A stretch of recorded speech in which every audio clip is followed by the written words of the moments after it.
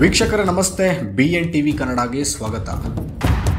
ವೀಕ್ಷಕರೇ, ಇತ್ತೀಚೆಗಂತೂ ಈ ಒಂದು ಕ್ರಿಮಿನಲ್ ಪ್ರಕರಣಗಳು ಒಂದು ರೀತಿಯ ತೀವ್ರ ಹಾಗೂ ವಿಭಿನ್ನ ಸ್ವರೂಪವನ್ನೇ ಪಡೆದುಕೊಳ್ತಾ ಇವೆ. ಇದೇ ರೀತಿಯ ಒಂದು ಘಟನೆ ರಾಜ್ಯ ರಾಜಧಾನಿ ಬೆಂಗಳೂರಿನಲ್ಲಿ ನಡೆದಿದೆ. ಬೆಂಗಳೂರಿನಲ್ಲಿ ಪೊಲೀಸರ ಲವ್ವಿ ಡವ್ವಿ ಕೇಸ್ ಒಂದು ಭಾರಿ ಸಂಚಲನವನ್ನೇ ಸೃಷ್ಟಿಸಿದೆ. ಬೇರೆ ಬೇರೆ ಮದುವೆಯಾಗಿದ್ರೂ ಅಧಿಕಾರಿಗಳು ಲವ್ ಅಲ್ಲಿ ಬಿದ್ದಿದ್ದಾರೆ.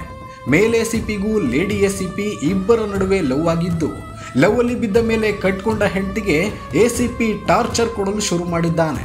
ಬೆಂಕಿ ಹಚ್ಚಿ ತನ್ನ ಹೆಂಡತಿಯನ್ನೇ ಸುಟ್ಟು ಹಾಕಲು ಎಸಿಪಿ ಮುಂದಾಗಿದ್ದ ಎಂಬ ಆರೋಪ ಸಹ ಕೇಳಿಬಂದಿದೆ. ಈ ಸಂಬಂಧ ಬೆಂಗಳೂರು ಆಗ್ನೇಯ ವಿಭಾಗದ ಹೈಗ್ರೌಂಡ್ ಪೊಲೀಸ್ ಠಾಣೆಯಲ್ಲಿ ಎಸಿಪಿ ಗೋವರ್ಧನ್ ಹಾಗೂ ಅಶ್ವಿನಿ ವಿರುದ್ಧ ಪತ್ನಿ ದೂರನ್ನು ಸಹ ದಾಖಲಿಸಿದ್ದಾಳೆ. ಪತ್ನಿಗೆ ಡೌಟ್ ಬಂದು ಪ್ರಶ್ನಿಸಿದಾಗ ಇವರ ಲವ್ ಸ್ಟೋರಿ ಬಯಲಾಗಿದೆ. ಹಿರಿಯರ ಸಮ್ಮುಖದಲ್ಲಿ ಮಾತುಕತೆ ನಡೆಸಿದ್ರು ಕೂಡ ಎಸಿಪಿ ತನ್ನ ವರಸೆಯನ್ನ ಮುಂದುವರಿಸಿದ್ದಾನೆ.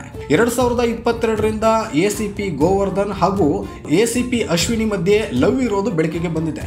ಶಿವಮೊಗ್ಗಕ್ಕೆ ಬಂದೋಬಸ್ತ್ಗೆಂದು ತಮ್ಮ ಡಿಪಾರ್ಟ್ಮೆಂಟ್ನಿಂದ ಕೆಲಸಕ್ಕೆ ಹೋಗಿರ್ತಾರೆ.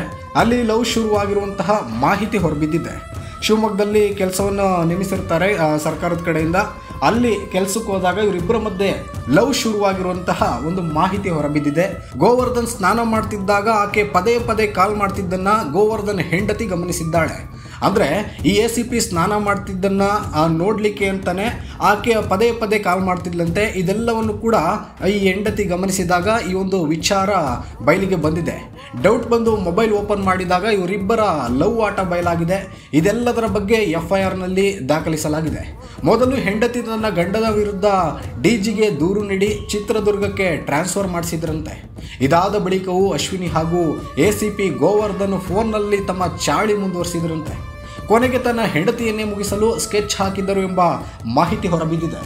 ಯಾಕಂದರೆ ನಾನು ನೀನು ಇಬ್ಬರು ಜೋಡಿ ಆಗಿಬಿಡೋಣ, ನನ್ನ ಹೆಂಡತಿಯನ್ನು ಮುಗಿಸ್ಬಿಡೋಣ ಅಂತ ಈತ ತನ್ನ ಹೆಂಡತಿಯ ವಿರುದ್ಧ ಒಂದು ಆರೋಪವನ್ನು ಮಾಡಿರುವಂತಹದ್ದು ಸಹ ಈ ಒಂದು FIR ನಲ್ಲಿ ಉಲ್ಲೇಖಿಸಲಾಗಿದೆ. ಒಟ್ಟಾರೆಯಾಗಿ ಇವರಿಬ್ಬರು ತಮ್ಮ ಲವ್ ಚಾಳಿಯನ್ನು ಮುಂದುವರಿಸಲು ತನ್ನ ಹೆಂಡತಿಯನ್ನೇ ಕೊಲೆ ಮಾಡಲು ಒಂದು ರೀತಿಯ ಸ್ಕೆಚ್ ಹಾಕಿದ್ರು ಎಂಬಂತೆ ಎಲ್ಲ ರೀತಿಯ ಆರೋಪಗಳನ್ನು ಸಾಲು ಸಾಲಾಗಿ FIR ಪ್ರತಿಯಲ್ಲಿ ಗೋವರ್ಧನ್ ಹೆಂಡತಿ ಸಂಪೂರ್ಣವಾಗಿ ವಿವರಿಸಿ FIR ಅನ್ನು ದಾಖಲು ಮಾಡಿದ್ದಾಳೆ. ಒಟ್ಟಾರೆಯಾಗಿ ಈ ಪ್ರಕರಣ ಯಾವ ಹಂತಕ್ಕೆ ಹೋಗಿ ತಲುಪುತ್ತೆ ಕಾದು ನೋಡಬೇಕಾಗಿದೆ.